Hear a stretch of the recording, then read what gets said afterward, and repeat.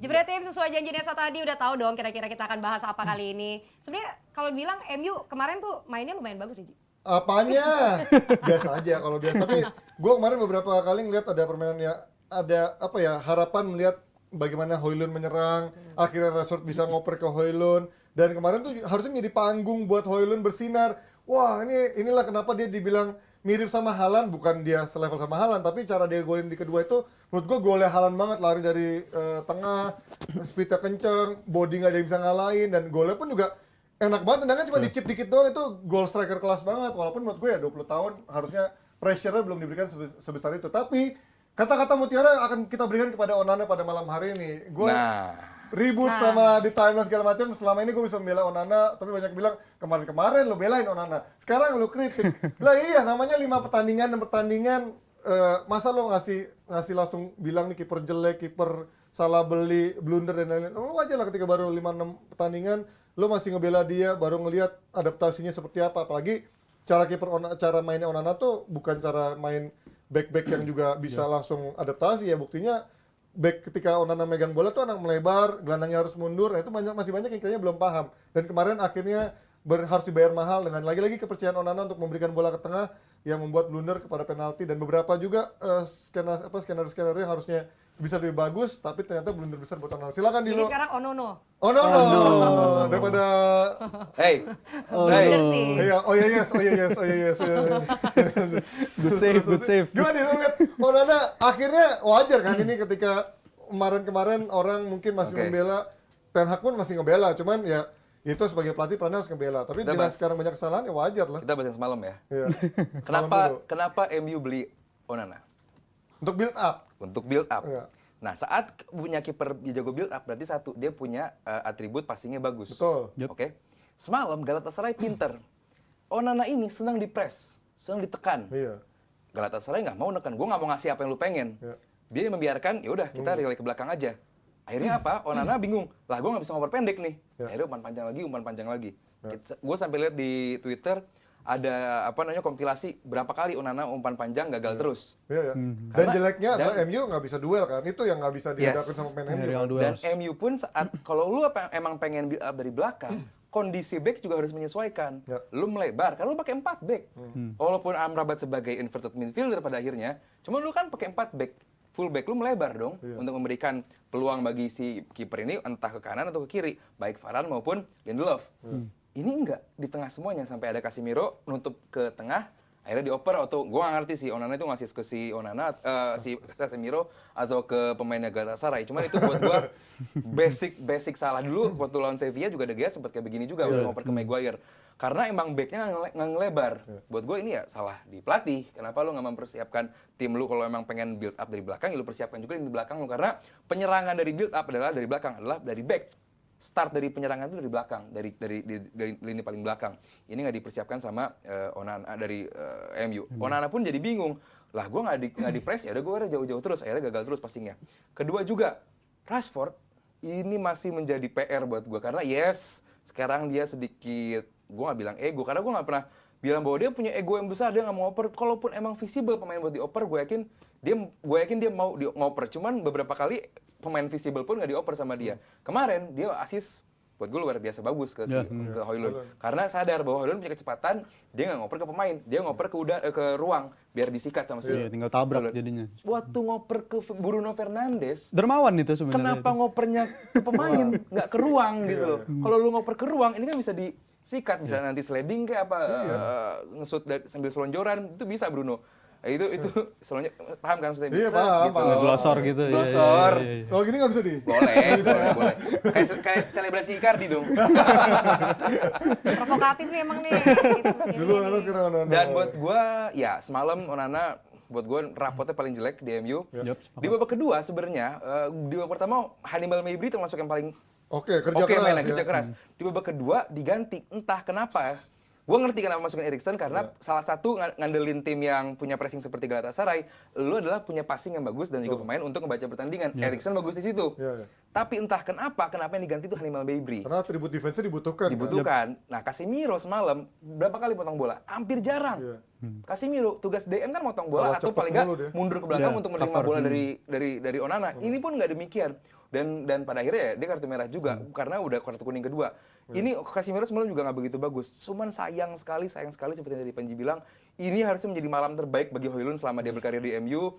Luar biasa pertandingannya, luar biasa permainannya, mentalnya luar biasa, dan saat pertandingan selesai dia minta maaf ke supporter, nggak bisa memberikan yang terbaik, padahal salah satu pemain terbaik semalam adalah Højlund. Dan kalau soal Onananya sendiri, gue ngerasa sebelumnya gue nggak akan ngeliat harapan gue nggak mau lagi ngeliat penampilan Onana seburuk kayak lawan Munchen lah ibaratnya. Ternyata di match week kedua UCL ternyata terkejadian lagi gitu untuk Onana, bahkan jauh lebih buruk pertandingan dia semalam ketimbang pertandingan dia lawan Munchen. Jadi gue nggak ngerti apa yang terjadi dengan Onana. Munchen mungkin masih ada beberapa save yang mematikan. Ya, maksudnya bagus juga ya. karena krusial emang banget. waktu itu di malam itu backnya juga mainnya berantakan juga. Iya. Tapi lu bisa ngelakuin pertandingan kedua masih ngelakuin hal-hal yang sama, bahkan jauh lebih buruk. Menurut gue ini udah alarm banget buat Manchester United secara keseluruhan. Kecuali mungkin Højlund lah, dia berhak berkepala tegak untuk pertandingan semalam karena penampilan dia bagus banget semalam. Tapi untuk yang lainnya gue rasa ini udah seharusnya mereka sadar situasi mereka itu udah krisis sebenarnya kalau gue Tapi di bilang. luar blunder dia yang salah oper ke Casemiro, menurut lo dari gol pertama, gol kedua dan gol ketiga, menurut lo apakah backnya juga punya peran yang sama bodohnya sama Onana gitu? Sangat, Jelas. terutama tipe-tipe macam Dalo dan Lindelof itu menurut gue dua tipe back ini bukan tipe back yang proaktif atau sebagainya, dia lebih soft gitu tipe backnya, terutama yang gol pertama lu bisa lihat si Dalo itu dia bukan tipe pemain yang paling belakang, lambat untuk mengantisipasi, teman-temannya padahal narik untuk garis offside, dia ketinggalan sendiri, dan juga dia terlalu soft lah ibaratnya, bahkan Zaha bisa terlalu nyaman nungguin bola mantul-mantul, di shoot jadi gol, dan menurut gue itu terlalu mudah bagi seorang back. Dan untuk Lindelof sendiri kan nggak jauh beda gitu. Dia beberapa kali dari musim lalu pun udah kelihatan sejak dilatih sama Ten Hag, ini back yang gampang banget kepancing ke tengah, gampang banget yang ninggalin posnya dan dimanfaatkan di gol keduanya juga di Galatasaray itu. Lindelof dia nggak tahu gue di mana itu dari malam dia ketika gol kedua terlalu jauh ninggalin Belakang. posnya. Yang gol ketiga pun Varane juga menurut gua andil besar gitu. Iya. Salah dia. posisinya. Areanya tuh terlalu bolong banget di sisi itu. Padahal mereka tahu down to 10 men, seharusnya mereka bisa mengantisipasi hal tersebut lah. Tapi untuk lini belakang United sama buruknya seperti Onana semalam. Dan kalau soal lini belakangnya lagi, menurut gue emang ini gue nggak ngerti ya urgensinya lu buang De Gea, datengin seorang Onana, pemain yang jago distribusi bola, tapi nggak disesuaikan dengan tipe back lu. Bukan tipe-tipe back yang Dan tipe gelandang lo, DMF lo. Iya, bukan tipe yang proaktif megang bola, tapi mereka lebih cocok main ke reaktif, cocoknya untuk pemain-pemain belakang dan juga DM-nya itu. Dan ditambah dengan nanti Sofyan Amrabat pun gue rasa dia juga tipe pemain yang reaktif, bukan tipe proaktif. Jadi masalah United gue rasa masih akan panjang, dan gue sih harap-harap cemas, tapi gue harapannya 2 game ke depan kan lawan Copenhagen dua-duanya, seharusnya bisa mereka sikat. Lo Dan itu kata Copenhagen gampang. Ingat Seharusnya. Copenhagen Itu nggak berat, bisa, selesai. iya berat banget, terlalu Europa League berat. atau gugur sekalian. Bah itu lebih memalukan lagi karena terlalu berat. Dan tambahan gue lagi adalah saat lu ini basic ya. Ini saat lu punya 2 pairing center back, tugasnya adalah komando full back lu. Kemarin harusnya saat lu pengen squeeze atau lu pengen merapatkan, ini gol ketiga. Saat lu pengen merapatkan barisan, itu lu harus komando ke full back lu. Ayo setara sama kita. Misalnya kita segini, lu naik. Harus ada yang Ada yang yelling, begini-begini. iya. Amrabat kelihatan banget di belakang jauh. Dan itu benar-benar diekspos sama Galatasaray. Harusnya itu offside, tapi gara-gara si Amrabat mundur ke belakang, akhirnya jadi onside. Ini buat gue salahnya juga ada di center back. Jadi bener Panji juga tadi. Yes, Onana punya peran ya Paling jelek. semalam jelek banget. Tapi Cuman backnya juga pairing kalah center jelek. back ini untuk di level lu pemain MU, ini gini, kita nggak bisa salahin Ten Hag lagi cuy. Ini udah pemainnya begini gitu kondisinya.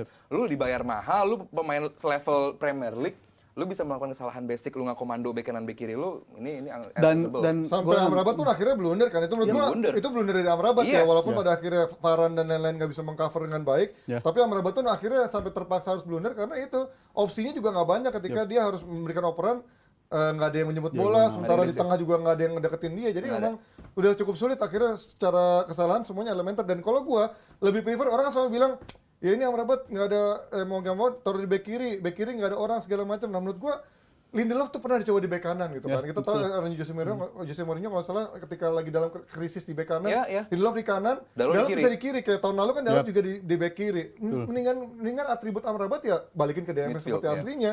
Karena kita tahu sebenarnya Ten Hag itu menginginkan pemain seperti Frenkie de Jong. Itu yang nggak pernah dia dapat. Kata-kata apa nama Casemiro itu keluar dari Morto kan, yang memberikan gimana kalau Morto akhirnya Ten Hag bilang ya udahlah daripada nggak ada kita ambil dia. So far di musim lalu cukup oke, tapi atribut terbaik Casemiro bukanlah peran yang diharapkan untuk ball carrier atau menyebut bola kayak kita lihat Brozo di Inter, Busquets di Barcelona, Frenkie de Jong juga di Barcelona, dan siapapun yang mirip-mirip game gitu. Dan kemarin pada akhirnya gol yang penalti yang menurut gua akhirnya nggak perlu itu, dan Casemiro pun harusnya ketika dia salah dapat operan gitu, bukan tackle itu yang dia lakukan, dia cukup nge-cover selama mungkin dengan pressing bodinya tanpa harus neckle. Menurut gua juga Casemiro kemarin terlalu mungkin stamina dia jelek, jadinya pikiran pendek. Itu menurut gua harusnya Lindelof kanan, back tengah Varane sama siapa ya lagi ya? Ada Johnny Evans di sana misalnya, Magedong juga ada di sana. Siapa? Magedong. Maguire Gedong ya, Maguire Gedongo ya. Kiri ada si Lindelof, ada si Dalot. Menurut gue itu opsi yang lebih masuk akal untuk memainkan build up serangan, karena Evan di sana punya build up walaupun dia nggak punya kecepatan, tapi di sana ada Amrabat DMF yang bisa mengcover. Itu yang menurut gue kok Ten Hag bisa segoblok itu, dan menurut gue Ten Hag blunder lagi di masalah Dan dari di malam ini. segi penempatan back, dan sekarang kan udah nggak setabu itu ya, kayak full back itu harus tipe pemain yang begini-begini, karena dicontohkan sama Arsenal, City, bahkan Chelsea juga beberapa kali. Lu bisa kok mainin full back itu perannya pakai center back murni, dan bahkan beberapa kali City udah menunjukkan musim lalu, Arsenal juga peranin kayak begitu, itu tetap bisa Back berjalan. tengah bisa jadi back kanan, back kiri juga itu kan. bisa Ya, dulu kan Ferguson pun Smalling Jones bisa pada back kanan, back bisa kiri diotak-atik sebagainya, itu bisa John O'Shea gitu mengisi kan. posisi itu. Tapi kalau kita mirisnya untuk match tadi malam itu kan nggak ada proses build up yang bagus dari Galatasaray sebenarnya golnya. Semuanya gol yang reaktif. Individual error semua itu. Iya, gol pertama lu cuma buang bola ke kotak penalti, pemainnya Zaha bisa mencuri kesempatan. Gol kedua berawal dari throw in, gol ketiga berawal dari hilang bola. Itu simple, semua gol terlalu simple, dan menurut gue ada peran dari lini belakang yang sangat fatal. Bahkan Amrabat sendiri gue nggak yakin dia bisa mengobati masalah di lini tengah United nanti. Di luar kenegatifan itu semua, satu hal yang gue lihat dari positif adalah Eriksen.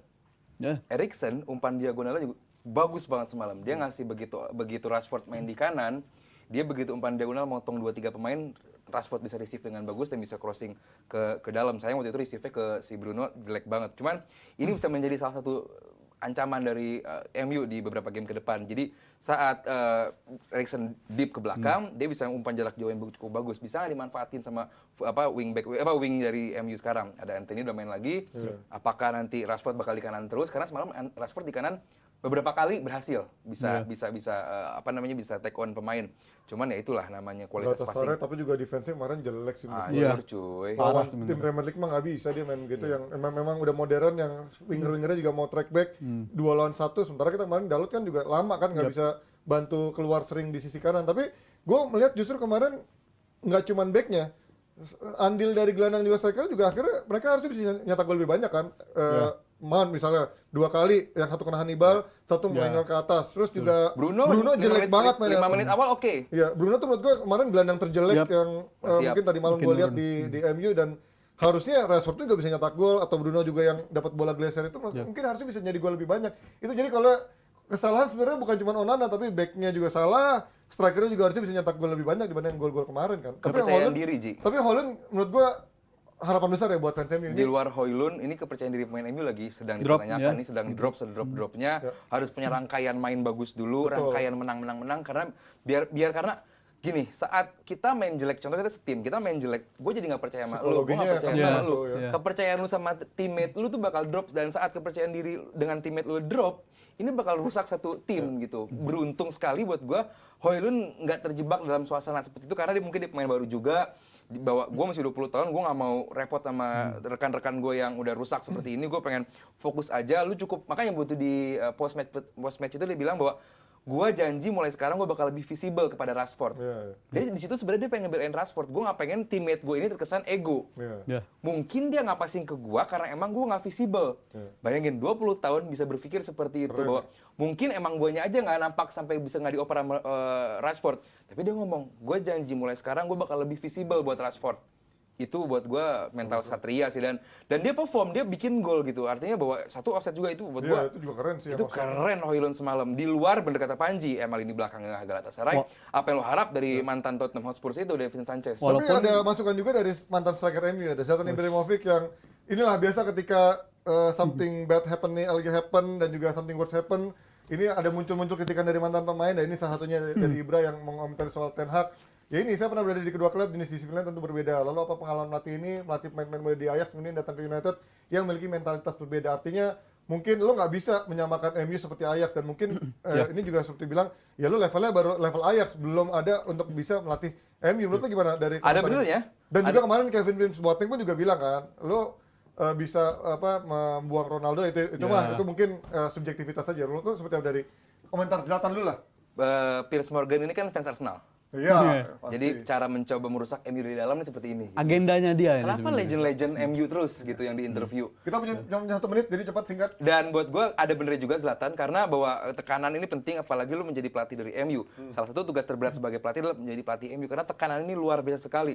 Dan zaman sekarang dengan adanya sosial media juga, lu nggak gampang. That's why kemarin Ten Hag langsung ngomong, kita unite baik dari director, semuanya pemain kita unite. Karena lu percuma ngomong bahwa kesalahan kita ini percuma. Mendingan bilang aja kita unite, kita bersatu, kita nggak pecah. That's it. Itu bagus buat Ten Hag.